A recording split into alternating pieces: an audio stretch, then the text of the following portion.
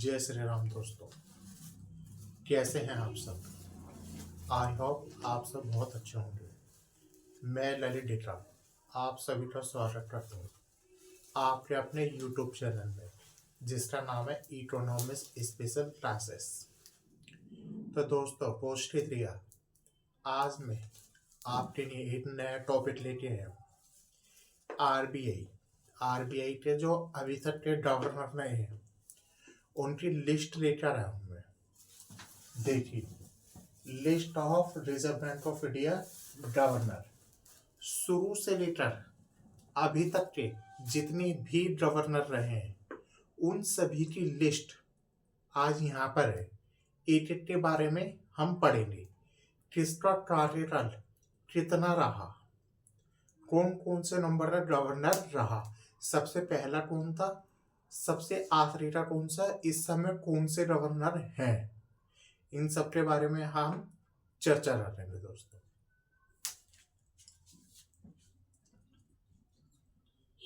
सबसे पहले आरबीआई के गवर्नर थे सर ऑसबॉर्न स्मिथ। इनका टाइम पीरियड था 1935 से 1937, 1935 से 1937 तक। ये सिर्फ 2 साल तक के लिए गवर्नर रहे थे। ये दोस्तों सिर्फ 2 साल तक के लिए गवर्नर रहे थे। ये ब्रिटिश सरकार के गवर्नर थे, ये इंडियन गवर्नर नहीं थे। ये उस टाइम की बात है जब हमारा देश आजाद नहीं हुआ था, 1935 से 1937। इस समय ब्रिटिश अंग्रेजों का राज था। तो ब्रिटिश सरकार, ये ब्रिटिश गवर्नर रहे थे। इनका नाम था सर ऑसबॉर्न स्मिथ, 1935 से 1937। दूसरे गवर्नर रहे थे सर जेम्स ब्रेड टेलर। इनका कार्यकाल 1937 से 1943 तक रहा था।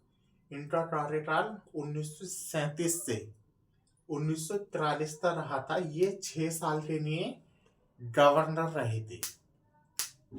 ठीक है। तीसरे गवर्नर रहे थे, ये भी ब्रिटिश सरकार के, जब ब्रिटिश सरकार थी, ब्रिटिश गवर्नर थे। ये ब्रिटिश गवर्नर रहे थे। कौन से? James Braid Taylor. ये ब्रिटिश गवर्नर है, ऑसबॉर्न स्मिथ और जेम्स ब्रेड टेलर। आपको नाम से ही पता चल रहा होगा, इंग्लिश नाम है। तो ये ब्रिटिश टाइम के गवर्नर थे, ऑसबॉर्न स्मिथ और जेम्स ब्रेड टेलर। ये ब्रिटिश गवर्नर थे। ये सर सीडी देशमुख, ये इंडियन पहले आरबीआई के इंडियन गवर्नर थे दोस्तों। आरबीआई के पहले इंडियन गवर्नर कौन थे? सीडी देशमुख साहब। इनका कार्यकाल 1943 से 1949 तक रहा। 1943 से 1949 तक रहा था। उसके बाद कितने साल का कार्यकाल रहा इनका? 6 साल का कार्यकाल रहा। जो इनका कार्यकाल होता है, टाइम पीरियड होता है, टर्न ओवर रहता है, ये 5 साल, 3 साल से 5 साल के लिए होता है दोस्तों। किसी में 6 साल का, वैसे तो 5 साल का होता है। उनकी एज लिमिट दोस्तों मैं आपको बता दूं, सिर्फ 65 साल होती है। अगर 65 साल के गवर्नर हैं, 65 साल के बाद इन्हें रिटायर कर दिया जाता है। 65 साल के बाद आरबीआई में कोई भी व्यक्ति गवर्नर नहीं बन सकता। इनकी एज लिमिट 65 साल या उससे कम होती है। यदि कोई व्यक्ति 63 साल का है तो उसका टर्न ओवर सिर्फ 2 साल का रहेगा। जबकि आरबीआई के जो गवर्नर लिमिट है, कितने साल तक बने रहते हैं, वो 3 से 5 साल तक के लिए गवर्नर रह सकते हैं। बट उनकी एज 63 साल है तो वो 2 साल के लिए ही गवर्नर रहेंगे। क्यों? क्योंकि 65 साल की उम्र में 65 ईयर्स में वो रिटायर कर देते हैं। ठीक है, अब आगे चलते हैं। सर सीडी देशमुख ये भारतीय गवर्नर रहे थे। ये इंडियन गवर्नर रहे थे 1943 से 1949 तक। चौथे गवर्नर सर बैडनल राम राव, इनका नाम आप याद कर लीजिए।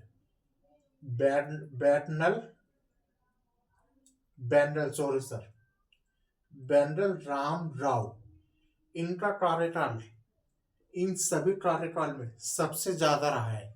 ये 7 साल के लिए गवर्नर रहे हैं, जो एक एक्सेप्शन है, एक अपवाद है दोस्तों। ये जो है ये 7 साल के लिए गवर्नर रहे हैं, ये अपवाद कहा जाएगा, एक्सेप्शन कहा जाएगा। कौन? सर बैडनल राम राव 1949 से 1957। 8 साल के लिए रहे दोस्तों। ये 7 और 1 8 साल के लिए आरबीआई के गवर्नर रहे। ये सबसे लंबी अवधि के लिए गवर्नर रहे दोस्तों। इनका नाम एग्जाम में पूछ लिया जैसे जा सकता है, जैसे यूजीसी नेट हो रही है, सीजीएल हो गया, एसएससी सीजीएल हो गया, यूपीएससी हो गया। किसी भी एग्जाम में पूछ लिया जा सकता है कि ऐसे कौन से आरबीआई गवर्नर रहे हैं जिनका कार्यकाल 8 वर्ष तक चला। तो वो रहे हैं सर बैडनल राम राव। ये नाम आपको याद करना है, इसलिए आज मैं पूरी लिस्ट आपके सामने लेकर आया हूं। 5वें गवर्नर रहे हैं केजी अम्बेडकर। इनका कार्यकाल सिर्फ 14 जनवरी से 28 फरवरी तक का ही रहा है। 14 जनवरी 1957 से 28 फरवरी 1957 तक ही रहा है। ये लगभग 40 दिन के लिए ही गवर्नर रहे हैं आरबीआई के। 40 दिन के लिए ही गवर्नर रहे हैं। छठे HVR लायनगर, ये 1957 से 1962 तक गवर्नर रहे। इनका कार्यकाल 5 साल का रहा है दोस्तों। पीसी भट्टाचार्य ये 1962 से 1967 तक गवर्नर रहे हैं। ये 7वें गवर्नर रहे, आरबीआई के 7वें गवर्नर रहे हैं पीसी भट्टाचार्य, जिनका कार्यकाल 5 साल का था और इनका पीरियड था 1962 से 1967 तक।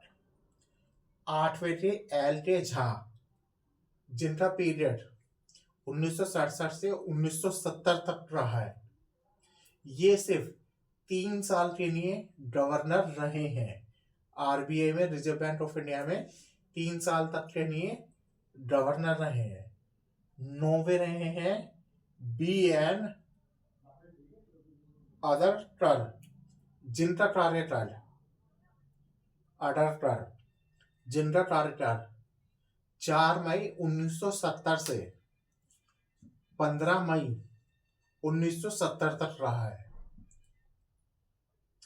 ये लगभग 1.5 महीने के लिए ये गवर्नर रहे हैं। BN अडरकर 4 मई से 15 जून तक आरबीआई के गवर्नर रहे हैं। इनका कार्यकाल लगभग 40 दिन का ही रहा है, इनका भी ऑलमोस्ट। 10वें गवर्नर आते हैं S जगन्नाथ जी। S जगन्नाथ, इनका कार्यकाल 5 साल का रहा है। 1970 से 1975 तक का इनका कार्यकाल रहा है दोस्तों। 11वें आते हैं NC सेन गुप्ता साहब। इनका कार्यकाल 19 मई 1975 से 19 अगस्त 1975 तक रहा है।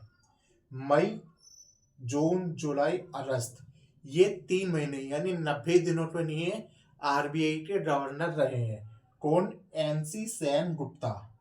19 मई 1975 से 19 अगस्त 1975 तक 3 महीने के लिए ये आरबीआई के गवर्नर है, जून जुलाई अगस्त। उसके 12वें गवर्नर आते हैं आर के पुरी साहब, जिनका कार्यकाल सिर्फ 2 वर्ष का रहा है, 2 इयर्स का रहा है, 1975 से लेके 1977 तक का। उसके बाद आए हैं 13वें गवर्नर नरसिम्हन साहब, जिनका कार्यकाल 3 मई 1977 से 30 नवंबर 1977 रहा है। मई, जून, जुलाई, अगस्त, सितंबर, अक्टूबर, नवंबर, ये 9 महीने के लिए आरबीआई के गवर्नर रहे हैं। कौन? नरसिम्हन साहब। 3 मई 1977 से 30 नवंबर 1977, ये 9 महीने के लिए आरबीआई के गवर्नर रहे हैं। 14वें नवंबर के गवर्नर आते हैं आईजे पाल साहब, जिनका कार्यकाल 5 साल का रहा है। इनका टाइम पीरियड था 1977 से लेकर 1982, 1977 से लेकर 1982 तक का। उसके बाद डॉक्टर मनमोहन सिंह साहब, ये भी आरबीआई के गवर्नर रहे हैं, जो पहले वित्त मंत्री थे, उसके बाद प्रधानमंत्री बने, हमारे देश के प्रधानमंत्री बने डॉक्टर मनमोहन सिंह साहब। इनका कार्यकाल सिर्फ 1 वर्ष का रहा है। ये 1 साल के लिए आरबीआई के गवर्नर बने थे। 1982 से लेकर 1983 तक ये आरबीआई के गवर्नर रहे थे। कौन? डॉक्टर मनमोहन सिंह साहब। ये 15वें नंबर के आरबीआई के गवर्नर हैं। ये याद रखना, डॉक्टर मनमोहन सिंह साहब आरबीआई के कौन से नंबर के गवर्नर थे? तो 15वें नंबर के गवर्नर डॉक्टर मनमोहन सिंह साहब थे और उनका कार्यकाल 1 साल का रहा है। ये एग्जाम में पूछा गया सवाल है, इसलिए कह रहे हैं अच्छे से याद रखना दोस्तों। अमिताभ घोष साहब, इनका कार्यकाल 15 जनवरी 1985 से लेकर 4 सितंबर 1985 तक रहा है। इनका कार्यकाल 9 महीने का रहा है। 15 जनवरी 1985 से लेकर 4 सितंबर 1985। अमित घोष साहब, ये 9 महीने के लिए आरबीआई के गवर्नर रहे हैं। 17वें में आते हैं आर एन मल्होत्रा साहब, ये 1985 से लेकर 1990 तक आरबीआई के गवर्नर हैं। इनका टर्नओवर रेट 5 साल का रहा है। उसके बाद आते हैं SVPNLD रामानंद, 1990 से 1992। इनका कार्यकाल सिर्फ 2 वर्ष का रहा है, 1990 से 1992। अब आ जाते हैं 19वें गवर्नर सी रंगाराजन साहब। इनका जो कार्यकाल रहा है वो 5 साल के लिए रहा है दोस्तों, 1992 से लेकर 1997 तक। इन्होंने 5 साल तक आरबीआई में गवर्नर के पद पर काम किया है सी रंगाराजन साहब ने। 20वें आ जाते हैं विमल जलन साहब। विमल जलन साहब, जिनका कार्यकाल 6 वर्ष का रहा है, 1997 से लेकर दोस्तों 2003 तक। 21वें आ जाते हैं वाईपी रेड्डी साहब। वाईपी रेड्डी साहब का कार्यकाल रहा है 2003 से लेकर 2008 तक। ये 5 सालों तक के लिए आरबीआई के गवर्नर रहे हैं। 22वें आ जाते हैं डी सुब्राऊ साहब, जिनका कार्यकाल 2008 से लेकर 2013 तक रहा है। ये भी 5 साल के लिए आरबीआई के गवर्नर रहे हैं। उसके बाद आ जाता है रघुराम राजन साहब, जिनका कार्यकाल सिर्फ 3 साल का रहा है, 2013 से लेकर 2016 तक। इनका 23वें गवर्नर आरबीआई के जो 23वें गवर्नर है रघुराम राजन साहब का जिनका कार्यकाल 3 साल का रहा है 2013 से 2016 तक। 24वें गवर्नर हैं हमारे उर्जित पटेल साहब, जिनका कार्यकाल 4 साल का रहा है, 2 साल का रहा है, 2016 से लेकर 2018 तक। इनका कार्यकाल 2 साल का रहा है, 2016 से लेकर 2018 तक। 25वें गवर्नर सत्यकांत दास साहब, उनका कार्यकाल 2018 से लेकर 2025 तक का रहा है दोस्तों। इन्होंने 5 और 2 इन्होंने 6 साल काम किया है दोस्तों। और जो अभी प्रेजेंट में गवर्नर चल रहे हैं वो है संजय मल्होत्रा साहब। जो अभी के आरबीआई के गवर्नर हैं वो हैं संजय मल्होत्रा साहब, जो 2025 में आरबीआई के गवर्नर बने हैं। अब ये देखते हैं 3 साल के लिए रहते हैं, 4 साल के लिए रहते हैं, 5 साल के लिए रहते हैं, या आगे देखा जाएगा दोस्तों। ये एग्जाम में पूछा जाता है कि पहले नंबर के कौन से गवर्नर थे, दूसरे नंबर के गवर्नर कौन से थे, और पहले इंडियन भारतीय गवर्नर कौन से रहे हैं आरबीआई के। तो जो भारतीय इंडियन गवर्नर रहे हैं वो है सीडी देशमुख। ब्रिटिश गवर्नर कौन से रहे हैं, वो रहे ओसबॉर्न स्मिथ साहब और जेम्स ब्रेड टेलर साहब। ये ब्रिटिश गवर्नर रहे, बाकी सारे इंडियन गवर्नर हैं। ठीक है दोस्तों, ये एग्जाम में पूछे जाते हैं, इसलिए इसे अच्छे से याद कर लेना। तो आज की वीडियो में इतना ही। अगर ये वीडियो आपके लिए हेल्पफुल रही हो तो इसे लाइक करें, शेयर करें, अपने दोस्तों के साथ सब्सक्राइब करें और इसका एक स्क्रीनशॉट ले लें ताकि आपको दिक्कत ना हो। ठीक है, छोटा छोटा लिखा है, आप जूम करके अच्छे से पढ़ सकते हैं, नोट्स बना सकते हैं। और मेरी जो क्लासेस है वो 11, 12, BA, BCom, MA, MCom सभी के लिए है। जिसमें इकोनॉमिक्स आती है मैं उन सभी के लिए पढ़ाता हूँ। SSC, CGL, UPSC सभी के लिए पढ़ाता हूँ। जिसमें इकोनॉमिक्स आती है, इकोनॉमिक्स का पोर्शन आता है, उनके लिए मैं इकोनॉमिक्स लेकर आता हूँ, इकोनॉमिक्स पढ़ाता हूँ दोस्तों। तो आप इसे नोट कर सकते हैं। ठीक है, thank you sir very much. और अगर ये वीडियो आपको हेल्पफुल लगी हो तो लाइक करें और मेरे चैनल को सब्सक्राइब नहीं किया है तो पहले सब्सक्राइब करें ताकि आपको वीडियो की नोटिफिकेशन पहले ही मिल जाए।